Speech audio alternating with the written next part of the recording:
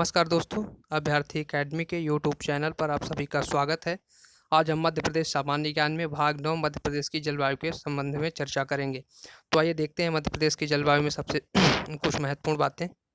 यहाँ पे एक मैप है, इसको बाद में देखेंगे। मध्य प्रदेश में उष्णकटिबंधीय मानसूनी जलवायु पाई जाती है। कैसी जलवायु पाई जाती है? उष्णकटिबंधीय मानसूनी जलवायु पाई जाती है। यहाँ पर अधिकांश वर्षा दक्षिण पश्चिम मानसून अर्थात बंगाल की खाड़ी से आने वाली मानसून से होता है, अर्थात दक्षिण पश्चिम मानसून से होती है। मध्य प्रदेश में मानसून का प्रवेश जून माह से होता है।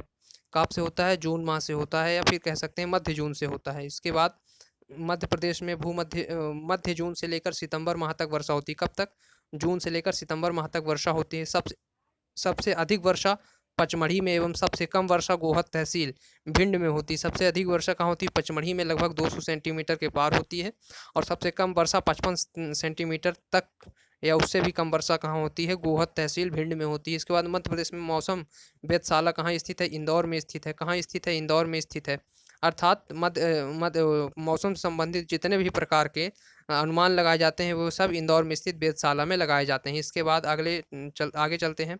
मानसून मध्य प्रदेश के विंध्य क्षेत्र में अरब सागर एवं बंगाल की खाड़ी दोनों शाखाओं से वर्षा होती है। अर्थात जो मध्य प्रदेश का विंध्य क्षेत्र है, विंध्य क्षेत्र में अरब सागर और इसके बाद बंगाल की खाड़ी दोनों शाखाओं से वर्षा होती है। अगर हम देखें तो जो यहाँ पर ये आपका विंध्य क्षेत्र है,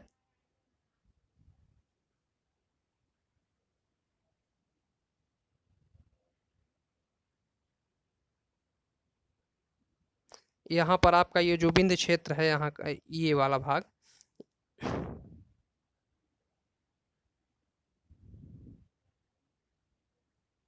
यहाँ का ये जो क्षेत्र है ये आपका विंध्य क्षेत्र, रीवा सीधी सिंगरौली सतना, ये इन क्षेत्रों में जो है तो इधर अरब सागर से भी वर्षा होती है और इधर बंगाल की खाड़ी से भी वर्षा होती है। तो दोनों तरफ से वर्षा होती है ना। इधर अरब सागर से भी और इधर बंगाल की खाड़ी से भी वर्षा होती है ना। इसके बाद आगे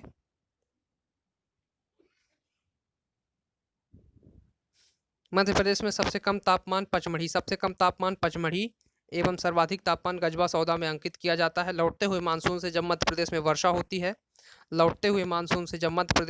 होती है तो उसे स्थानीय भाषा में मावठा कहा जाता है। क्या कहा जाता है? मावठा कहा जाता है। स्थानीय भाषा में क्या कहा जाता है? मावठा कहा जाता है। कब? जो लौटते हुए मानसून अर्थात दक्षिणी विक्षोभ के कारण जब मध्य प्रदेश में वर्षा होती है, जिसको लौटते हुए मानसून भी कहा जाता है, तो उस समय जो वर्षा होती है उसको मावठा कहा जाता है स्थानीय भाषा के। मध्य प्रदेश में जलवायु क्षेत्र क्या? मध्य प्रदेश में जलवायु क्षेत्र 4 भागों में बांटा गया है। कितने? 4 भागों में। मध्य प्रदेश के जो जलवायु क्षेत्र हैं उनको 4 भागों में बांटा गया है। अब देखते हैं कि मध्य प्रदेश के जो जलवायु क्षेत्र हैं उनको हम मैप में देखेंगे कि कहाँ कहाँ पे कौन कौन से क्षेत्र आते हैं। तो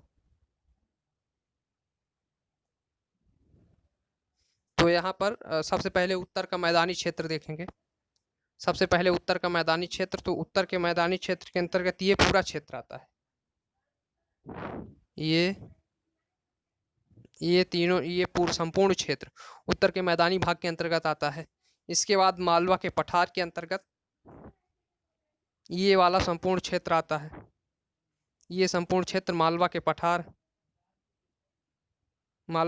के अंतर्गत आता है। ये उत्तर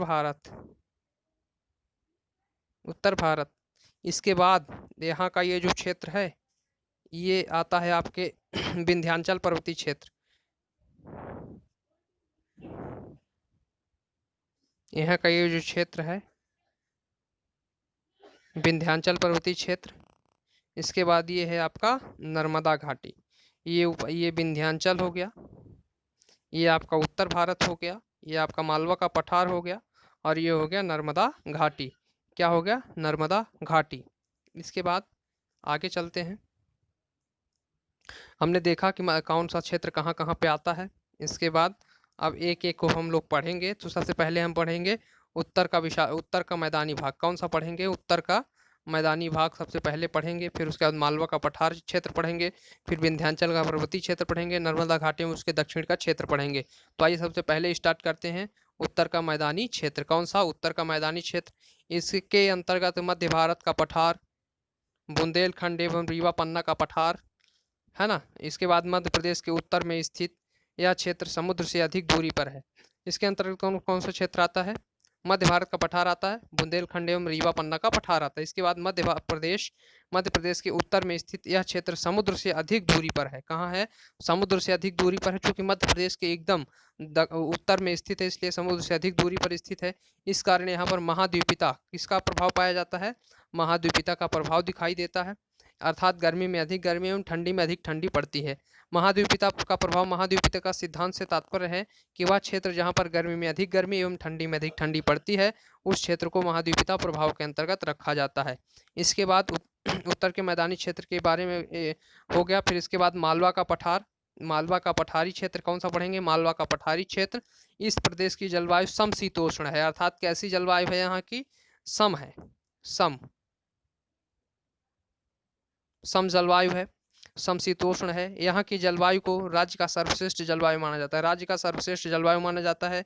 इस क्षेत्र में ग्रीष्म ऋतु में सामान्य गर्मी एवं शीत ऋतु में सामान्य ठंड पड़ती है, अर्थात ना तो ज़्यादा गर्मी और ना ही ज़्यादा ठंडी पड़ती है। यहाँ का औसत वार्षिक वर्षा 60 से 80 सेंटीमीटर है। कितना है?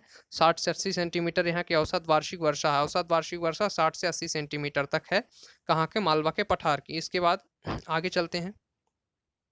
आगे हम लोग देखेंगे विंध्याचल पर्वतीय क्षेत्र। विंध्याचल पर्वतीय क्षेत्र में इसके अंतर्गत बघेलखंड का पठार आता है। विंध्याचल तथा मैकाल क्षेत्र को सम्मिलित किया जाता है। बघेलखंड एवं विंध्याचल मैकाल क्षेत्र को सम्मिलित किया जाता है। यहाँ पर ग्रीष्म ऋतु में साधारण गर्मी एवं शीत ऋतु में साधारण ठंड पड़ती है।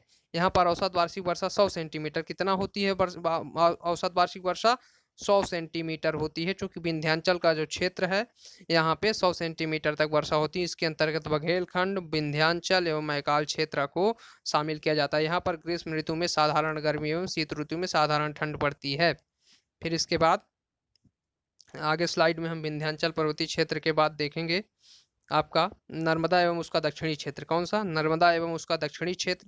इसके अंतर्गत नर्मदा घाटी एवं उसके दक्षिण में स्थित संपूर्ण क्षेत्र आता है। कौन कौन सा? नर्मदा घाटी एवं उसके दक्षिण में स्थित संपूर्ण क्षेत्र आता है।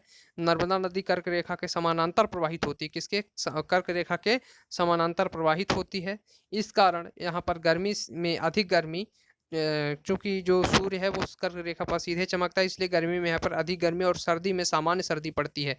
सर्दी में कैसी सर्दी पड़ती? सामान्य सर्दी, क्योंकि कहा जाता है जो क्षेत्र जितना ही गर्म होता है वह क्षेत्र उतना ही ज़्यादा ठंडा होता है, अर्थात सामान्य सर्दी पड़ती है।